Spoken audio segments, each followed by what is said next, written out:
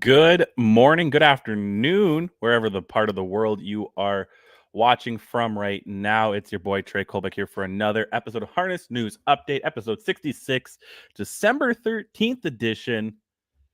And actually, I just found out it's National Day of the Horse or something like that. So, what a perfect way to celebrate that day than joining me here today. Not a huge long episode today. Before we get into it, we are live on our presenting sponsor, Harnesslink.com, because Harnesslink.com is the only harness racing website truly dedicated to covering news and events in the harness racing industry worldwide, which we'll get into that today later in a bit. And we're also sponsored by HarnessBid, because HarnessBid is the game changer for the standardbred and harness racing bloodstock industry. It provides buyers and sellers with an easy-to-use online platform that offers global reach, unparalleled transparency and convenience for you, its customers. Zero commission on any horse sold. Buyers can purchase horses with the confidence that they are getting the best value for the money, while at the same time, sellers can list their horses without worrying about hefty commission fees eating into their profits. For more information and to get started, visit harnessbid.com. And again, we're here because of our friends at the USTA, so thank you to them.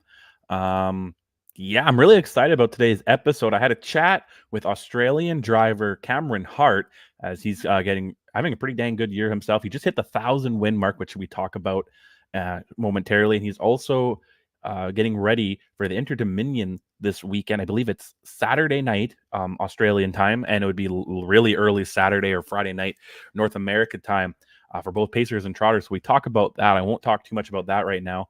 But before that, let's talk about some other breaking news that kind of dropped last night. And the links of everything I talk about is in the description. So we'll talk about this. AGCO, the Alcohol and Gaming Commission of Ontario, has suspended the license of Standardbred trainer Anthony Beaton for 2 years. So this comes after he was initially suspended on October 13th of this year when they received information that Mr. Beaton engaged in conduct with which compromised horse safety and or welfare. The information the AGCO inspection revealed, the link is in the description if you want to go over it. But here's a quick quote from CEO of the AGCO, Dr. Karen Snare.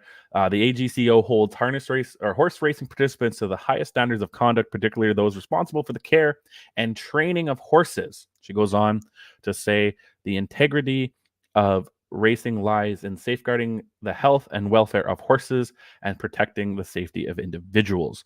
So, this comes back from, again, his suspension that started on October 13th of this year, and he will have to sit out till October 12th of 2025. Yeah, so, again, the link of that is, if you're watching on Facebook or YouTube, the link of that is in the description. If you're watching on Twitter, I think I post, it should be on one of the threads underneath. Without further ado, let's go to the interview now with Cameron Hart. This had a great time, so thank you and enjoy. Yeah, I'm really excited to talk to this my guest right now, Cameron Hart from Australia. It's been so boring, not boring, maybe that's the right word. Not tons of racing in North America right now. Nothing juicy, nothing fun. So I've been trying to watch Australia and New Zealand, and it's just been a mind-blowing experience for me. But maybe before we dive into what's coming up for you, maybe to the North American audience, who are you? Who is Cameron Hart, and what do you do in Australia? Yeah, I'm obviously a harness racing driver over here in Australia. I'm based in Sydney, which is quite a big place for harness racing. We've got the track out at Menangle, a 1,400 metre track. That's my local track. We go around a couple of times a week, and we do a lot of travel over here as well. So we've got the Inter-Dominion coming up, so really looking forward to that. That's awesome. Yeah. So while trying to research, I had to use sites I've never used before to find your stats. Are you at 996 wins? Is that correct? Yeah, I just cracked 1,000 wins last week. Oh, did you? Okay, I missed that because it wasn't updated then. Well, congratulations on that. That's awesome. Yeah, thank you. Appreciate it. It's been lucky enough to have a lot of support from some great trainers down here. That's awesome. And how many tracks is there roughly in Australia that go? Oh, there'd be too many to count, Oh, to too be many to honest. count. But Okay, too many to yeah, count. there's Okay, there's perfect. about 6 or 7 states that got all the main That's fair. metropolitan track and a lot of That's country fair. tracks as well. That's fair. In Canada, I could probably name most of them off the top of my head. So, I mean, that's a good problem to have that you can't name them all. But yeah, trying to expand my international expertise on this, it's been wild. For here, we race a mile pretty much 99% of the time, if not more. But you have the different variances in that. How, like, as a driver, how do you navigate that? Do you have to approach a race differently when it's, longer and then shorter? Yeah, you do a bit, but I guess you just got to drive, to your horse's strengths. Much to the mile racing as well, you got to do that. But yeah, it's definitely a little different to North American racing, that's for sure, with the longer trips. And it's just got to get to know your horses and the horses around you and what they like and probably how much they can do at the start or whether they need to be tucked in or all those sorts of things. Perfect. And I don't know. I've seen it in New Zealand. I don't know if you have in Australia. Is there grass races on the turf? Yeah, I've, there is in New Zealand, not okay. so much in Okay. Australia. So Have you ever yeah. done one? Yeah, I have Yeah. actually. I was on a driver's trip as a young guy. I made a trip over to New Zealand and won a couple of races on the grass. So that was a bit of a different experience, even for an Aussie going just over the road, as you could say, to New Zealand. So yeah, it was a pretty different experience for me. That's awesome because when I saw that, I can understand thoroughbreds jumping back and forth between the turf and the dirt, but I just thought that would be hell in the bike, wouldn't it?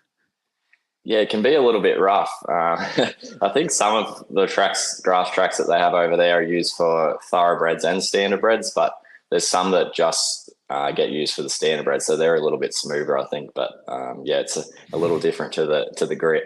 That's wild. And then I also, you have pretty large fields at times too. I saw you had 12, 13 horses is kind of is that a norm? Yeah, it's pretty normal for Australia to have about 12 runners, 10 to 12 runners. So the Menangle track just has, it's more like the North American scene with 10 across the front, and that's how we go. But yeah, all the tracks vary over here quite a lot. And then, yeah, there's a lot, like you'll have about 8 or 9 wide in the first row, and then you might have 5 or 6 in the back row. That again, that's so weird to me where we might have a max of 2. Yeah, that's right. You can have quite a few trailers over here, probably up to about 5 or 6. So, especially in New Zealand, they have really large fields of 15 or 16. Not so much in Australia; it's usually around the 12 maximum. But yeah, it's a little different. That's wild to me. Have you ever been to North America? No, I haven't. No? I'm looking to do a couple of trips over there. I really like the racing scene. It sort of interests me a lot. So yeah, I'd like to get over there and have a bit of a look around, maybe in the next year or two. Awesome. But you like to watch? Yeah, I like to tune in as much as I can. Obviously, I like to follow the Down Under boys, the McCarthys, and obviously Dex. So I think a lot of us down here are sort of getting into it a lot since they've been over there and doing really well. That's perfect, and that's awesome. And then I noticed you tend to have a fair bit of North America sired horses though over there, don't you? Yeah, pretty well. Mainly, I would say majority of them are all North American bred now. There's a few local stallions as well, but yeah, majority would be North American bred. Have you seen the kind of the cult like it? Have you seen a shift? Is it kind of slowly changing to a more North American style? Yeah, for sure. I would say, especially here in Sydney, it's a lot of like speed racing, and you don't really, grab hold for breathers too much now. Sort of varies between the states in Australia a little bit. They've all got different styles of racing, but I would say here in Sydney, our main track Menangle is very similar to the Meadowlands. Oh, that's cool. Yeah, let's dive into what you got going on this weekend. It'd be Saturday night for you. So Friday sometime for us over here, really early Saturday morning. It's the Inter-Dominion, and let me have this right. You're driving one in the pacing and trotting side, right? Right. Yeah, that's right. Yeah. Yeah, and the pacing side, you have Swayze, right? You took is that who you're going with? Yeah, I took Swayze. Obviously had Narano as well. They both come up with great barriers, but Swayze's a very powerful horse, and he's been a good horse to me. So yeah, we're sticking with him come Saturday. Yeah, so he's been a good teammate of yours lately, you would say? Yeah, he's been a great horse to me. We took him over to New Zealand for their biggest race, the New Zealand Cup, only, about 3-4 weeks ago, and he was able to win over there. So yeah, he's been a great horse to me, and it's probably the main reason why I'm sticking with him. So I think you got post position, the number 3 hole, right? Is that how it works there? Okay. Is it similar to kind of North America where you want the inside, even with these bigger fields and horses that tend to be able to go out wide? Yeah, for sure. The inside barrier definitely helps. Especially the racetrack that we're on, it's Albion Park. It's really fence dominated, especially when they're running such quick times. So, if I could have picked my barrier for Swayze, 3 would have been pretty ideal. So I'm pretty happy with that. And I learned barrier means post position. I didn't know that. I see that word once in a while when I try to read other stuff, and I couldn't figure out quite what it was. But barrier, post position, sweet. Yep. So this one's the bigger race, correct? It's the 2,680 meters. How do you feel he does with the longer length? Yeah, he's a really good staying horse. He's got a really high cruising speed, and he probably suits the 2,600 a little bit more than the mile racing. He can really carve out some strong sectionals, and he's probably known more for his staying ability than his speed. So, it's going to suit him, really well, I think. And then you've been teamed up with Narano before. How do you feel about him, even without you being on him? How do you feel his chances are? Yeah, I think he's got a huge chance. He's probably the opposite to Swayze. He's a real speed horse, got super high speed, over a furlong or so. But the barrier 1, he's not going to get a hard trip. He's just going to be on the rail there all the way. And he's going to be very dangerous late with the turn of foot that he can show at the end of races. Awesome. And then on to the trotting side, I believe you're up with a mare, the Best Bourbon. Yeah, that's right. Yeah. Have you been teamed up with her before? I was trying to go through her standings and I couldn't see you. Yeah, I've just only sat behind the mare once, so I do quite a lot of driving for Grant Forrest, the trainer. But it's just the first time in a bigger race. But she's probably stepping up in grade a lot. She's come a long way and probably did well to put herself in this position to be in the race. And she's going to need a hell of a lot of luck, but she's racing really well. And then she's going to come from the second row. How do you navigate that when you've got like 8 horses in front of you, and then you have 2 or 3 on either side of you? Where do you feel she's going to be the best when the gate goes? Yeah, I'm probably just going to try and keep her relaxed at the start and bring her back away from the field and probably try and shoot up the rails and just get a nice cozy run somewhere and hopefully have her finishing off late. She's in a race where she won't be able to do any sort of mid-race work to be put into the race. She's just going to need the right splits at the right time. Perfect. And in Western Canada, we don't have trotters. Like there's a lot in Eastern Canada, but so trotters are just still a little new to me since I try to cover, because it's all pacing out here where I'm from. But great. 2,680 meters. So I was trying to do math. I think that's about 1 2/3 miles.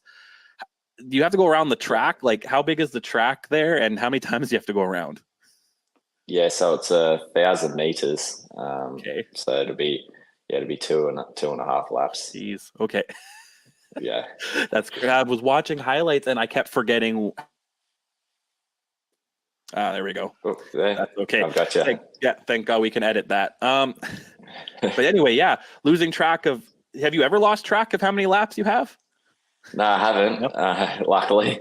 But there has been a few people down here, especially you can probably get tracks up to probably 700 meters, which is a really tight and small track. So you can, if you're racing over 2,600, you're doing 3 or 4 laps. It can get a bit confusing. So yeah, we the stewards don't, or I'm not sure what you call them over there, but the stewards that they don't feel too fondly about that if you stuff that up.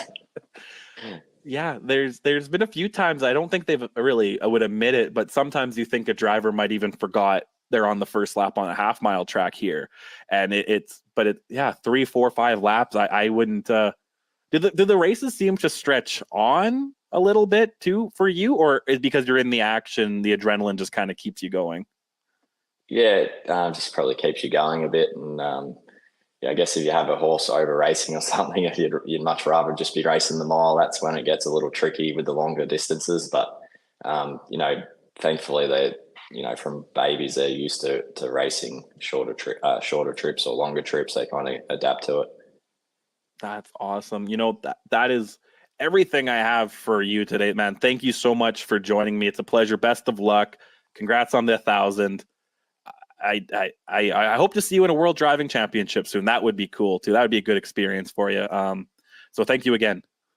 Yeah, thanks, brother. Hopefully I'll get over there shortly. Thanks, mate.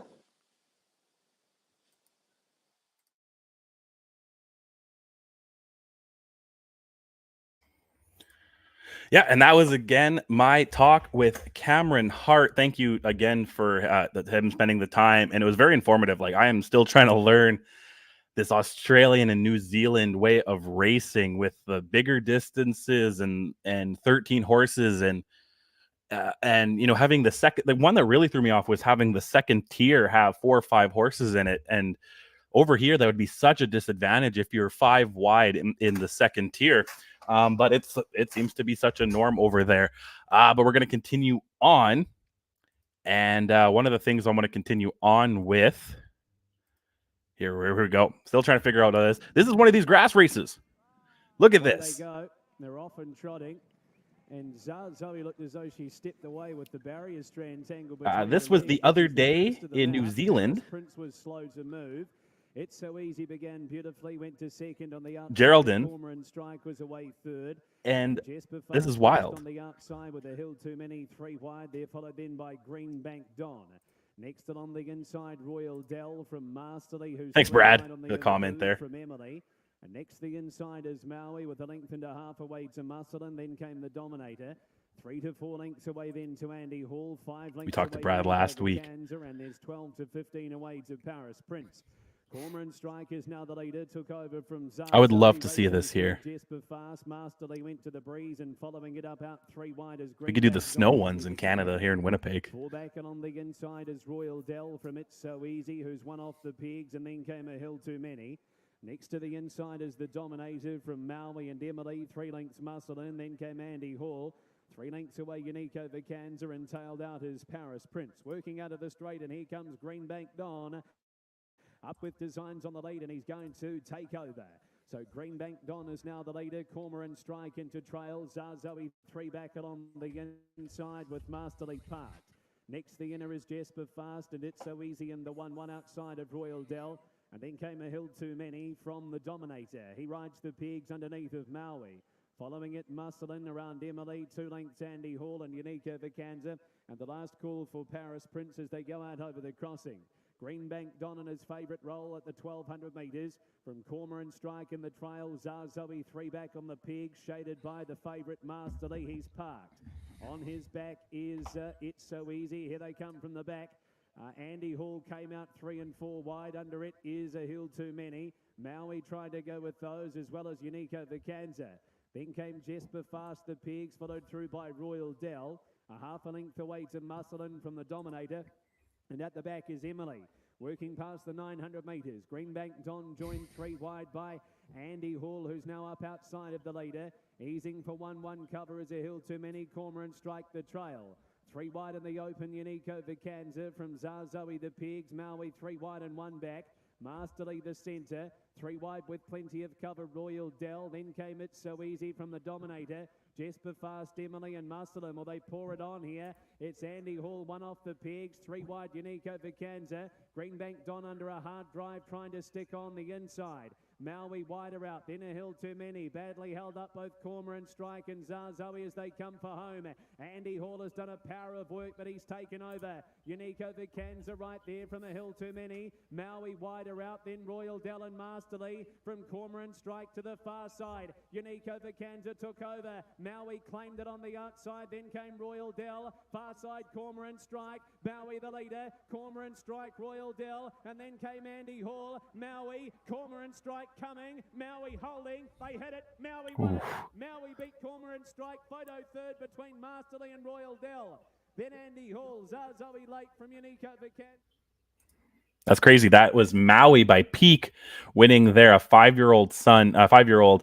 Wow. I'm really vibing with these grass races and the longer distances over in New Zealand and Australia. But we're going to jump back to closer home, still kind of far from Winnipeg, we're going to go to Delaware. The Delaware Standardbred Breeders' Fund final. Two lengths. Here is Last night's hit is there on in front of Tuesdays. Starlight Lounge. 10, 12 lengths now to Time Jacqueline on the outside. Gold Rate, I bet a beach has the rail. Then comes these are 3-year-old filly trotters finals. Midway up the back stretch on the way toward 3/4. She is strong, maintains lead. Now it's about 3, however. Racing in second. Last night's hit in front of Starlight Lounge. They go by 3/4. In 127 3/5, midway on the final turn, coming toward the top of the stretch.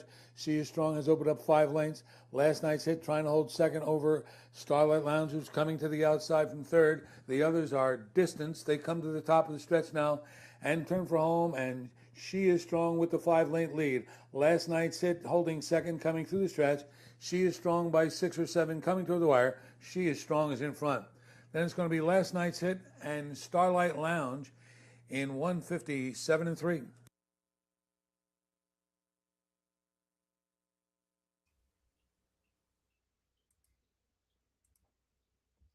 Yeah, that was She Is Strong, winning the 3-year-old trotting filly Delaware Breeders Standardbred Fund. That's 15th career win for her. She's now $286,000. She picks up the $55,000 check with Tim Tetrick in the bike. Now we'll jump over to last night's, which was a 3-year-old Colton Gelding Trotters. Another $110,000 up for grabs. Let's see who wins this one. For Kodak Black, who takes the field to the backstretch, leading by 2 lengths. Paleface is there. On the outside, Perfect 20. Down toward the rail, Ready Fox. I Got It Made follows. He Spooks, He Scores is inside. They race midway up the backstretch on the way toward the final turn. Kodak Black maintains a 2.5-length lead over Paleface. Perfect 20 races on the outside. Down toward the rail, that's Ready Fox. I Got It Made is next. Down inside, Who Spooks, He Scores. They went by 3/4, 127 4/5. They raced around the final turn, coming toward the top of the stretch. And Kodak Black has a 3-length lead over Paleface. Out wide is I Got It Made, trying to get up into third. They come to the top of the stretch now, turning for home. And Kodak Black out there by 3, 3.5. Paleface clearly second. They come toward the wire. Kodak Black wins easily. It's Kodak Black. Then it's going to be Paleface, close for third. He Spooks, He Scores. Or on the outside, that was I Got It Made. Photo for show, 157 3. 157 3 for Kodak Black, the 3-year-old trotting gelding by Kodak Lindy. Gets his 14th career win, $262,000 in earnings. Was wire to wire. Picks up the check there. Now we will move on to. I never thought of why I didn't do this earlier. The North America, or the races of the week, presented by Harnesslink. They post this every week. First, we're going to look here at the American replay. This was from Dayton Raceway the other day. It's the $25,000 open handicap pace. Cody Hanover gets started to the inside. Captain Romance floats away for position. Art Attack to his inside. Then it is Later Dudes and the Little Rocket Man. Motor into the turn, into the quarter. Carbine up on the outside. Will work his way to the top. Cody Hanover has secured the pocket. A length back third is Art Attack. Captain Romance took back, is racing it in fourth, just in front of Later Dudes in the trailer. A Little Rocket Man, 26-1, beginning here as they come into the stretch the first time. Carbine fronts the field. Tyler dragging the break with the pace setter. Cody Hanover is there second. Art Attack is third. Later Dudes is out and underway first up. Little Rocket Man will go with the cover to the inside. Is Captain Romance. Drive for the half. Carbine showing the way. Cody Hanover tripping out at 21-1. Out pops Art Attack. He'll attack first up from third. Inside Captain Romance. Later Dudes now has cover. And Little Rocket Man is about 4.5, 5 from the front. 55-2. 29-1. Nice second quarter breather for Carbine, who has him by a length. At his wheel is Art Attack with 3 to go. Inside Cody Hanover from the pocket. Later Dudes following cover. Inside Captain Romance. 4 off the leader. Little Rocket Man as they drive for 3/4. They're stepping down. It's Carbine with the lead once again by a length and a quarter. Cody Hanover inside.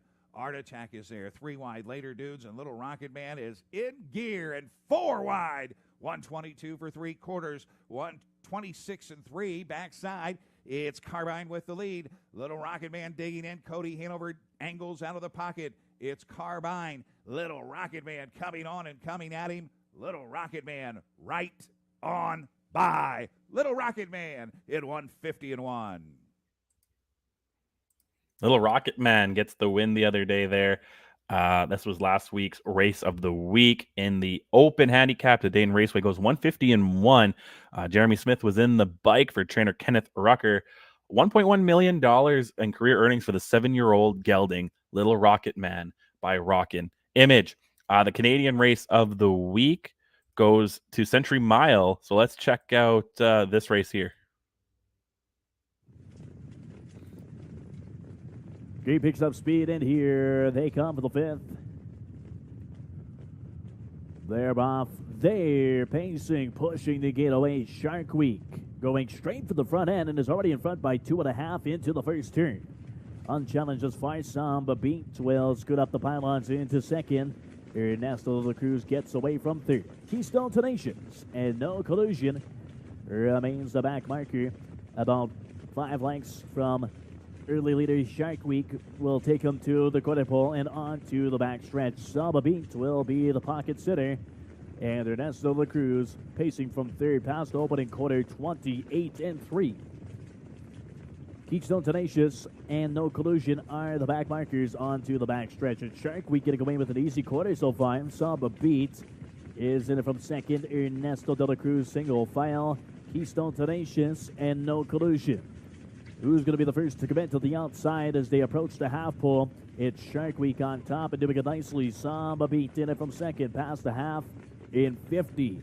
6-2, 27-4. Second panel split up by Shark Week. Ernesto de la Cruz is on the inside as No Collusion comes up first over and is now poking a nose in fourth. Keystone Tenacious, the back marker, and will catch cover to No Collusion. It's Shark Week to catch. Saba Beat looks to go to the outside for Giesbrecht.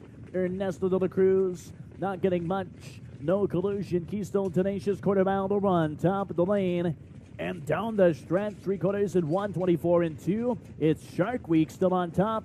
Saba Beat now goes back to the pylons and in second. Moving into third. Ernesto de la Cruz. Keystone Tenacious with a late bid. It's Shark Week to catch inside the 8th. Shark Week and Hennessy is still on top. Saba Beat second. Ernesto de la Cruz down to the wire. 14 in a row. Shark Week second to Ernesto de la Cruz. Saba Beat Keystone Tenacious 152-2.